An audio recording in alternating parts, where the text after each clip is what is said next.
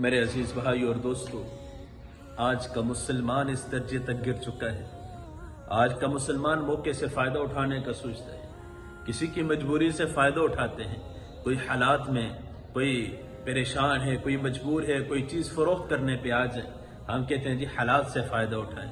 کہیں کچھ چیز خریدنے بھی جاتے ہیں اور اپنے میں دوستوں میں بھی کہتے ہیں، یہ بات مشہور ہے، کوئی مجبور ہو، کوئی بائک بیچ رہا ہے، کوئی گاڑی بیچ رہا ہے، کوئی مجبور ہو تو مجھے بتانا۔ جو ڈیلر ہیں ان سے ہم نے نہیں خرید رہا، جو مجبور ہوگا اس سے خریدیں گے کہ اس کی مجبوری سے ہم فائدہ اٹھائیں گے۔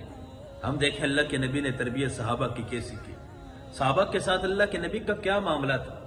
جریر بن عبداللہ بجلی رضی اللہ تعالیٰ عنہ یہ بھی اسلام نہیں لے کر آئے، اللہ کے نبی مسجد کے اندر ممبر کے اوپر ہے، سارے صحابہ بیٹھے، جیسے اندر داخل ہوئے تو ابھی جگہ بھی نہیں ہے، تو اللہ کے نبی نے اپنے کندھے سے چادر مبارک اتار کے دی، جریر بن عبداللہ کی طرف کہا اس کو بچھا کے بیٹھ جاؤ۔ اللہ کے نبی کے اخلاق تھے، اپنے غیروں کے ساتھ بھی یہ معاملہ تھا۔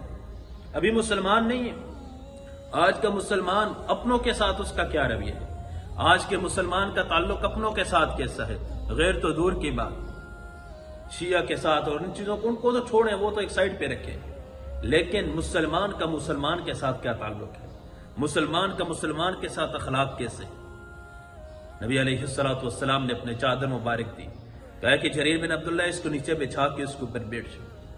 اب ظاہر ہے وہ بھی قبیلے کے سردار تھے، جانتے تو تھے، معمولی تو وہ بھی نہیں تھے۔ انہوں نے اٹھا کے اپنے سینے سے لگایا اور اپنے ماتھے پہ اس کو چوما، کہا کہ یا رسول اللہ اکرمک اللہ، اللہ آپ کو بھی عزت دے، کما اکرمتنی یا رسول اللہ، جیسے آپ نے مجھے عزت سے نوازا، اتنی مجلس کے اندر آپ نے مجھے اتنی عزت دے دی۔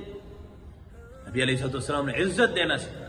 ان کے بارے میں آتا ہے کہ انہوں نے ایک غلام کو باہر بھیجا، اپنے غلام کو کہا کہ میں نے گھوڑا خریدنا ہے، جاؤ کہیں سے گھوڑے کی قیمت کا پتہ کر کے آؤ، مجھے بتا دو۔ باہر گئے تو ایک شخص سامنے سے آیا، اس کے پاس گھوڑا ہے، بڑا خوبصورت گھوڑا ہے، اور وہ قیمت لگا رہے ہیں کہ 300 درہم ہے۔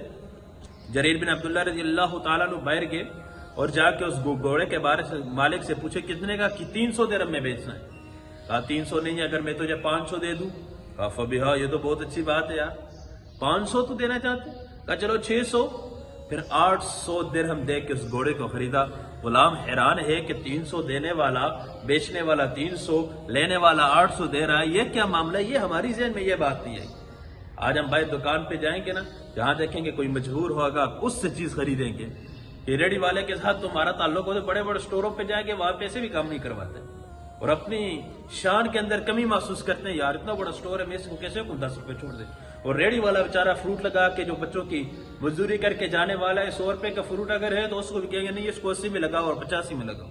وہاں 10-15 کے لیے اپنی عزت کی خیال نہیں ہے، دوسرے کے بچوں کے پیٹ کو ہم کاٹ رہے ہیں، اور بڑے سٹور پہ جاتے ہوئے ہماری غیرت، ہماری عزت، وہاں چاہے وہ جتنی مہنگی بھی دیں، اور بڑا سٹور ہے جی میں داخل ہوا اس کے اندر تو میں اس سے پیسے نہیں کم کرواؤں گا۔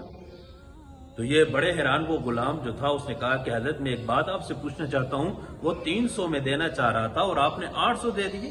کہا اس کو معلوم نہیں، اس بیچارے کو قیمت کا پتہ نہیں تھا، یہ بیچارہ بے بس تھا، اس کو پتہ نہیں تھا، شاید یہ مجبور ہو 300 کے بدلے دینا چاہ رہا، لیکن میں تو جانتا تھا اس کی قیمت 800۔ میرا ایمان یہ گوارا نہیں کرتا تھا، میری غیرت گوارا نہیں کرتی تھی کہ جب میں مسلمان ہوں اور اللہ کے نبی کے ہاتھ پہ ہاتھ رکھ کے بیعت کی، اور اللہ کے نبی نے ہم سے بیعت لی کہ کسی کو دھوکہ نہیں دینا، کسی پہ ظلم نہیں کرنا، شفقت والا معاملہ کرنا ہے، تو اللہ کے نبی کے ہاتھ پہ ہم نے یہ بیعت کی تھی، تو میری غیرت اور میرا ایمان یہ گوارا نہیں کرتا میں کسی کی مجبوری سے فائدہ اٹھاؤں۔ اگر آج کے مسلمان صحابہ کی اس سیرت پہ آ جائیں، اللہ کے نبی کی اس تعلیم پہ آ جائیں، سارے ملک میں امن ہی ہوگا، سارے حالات درست ہو جائیں گے، پریشانیاں ختم ہو جائیں گی۔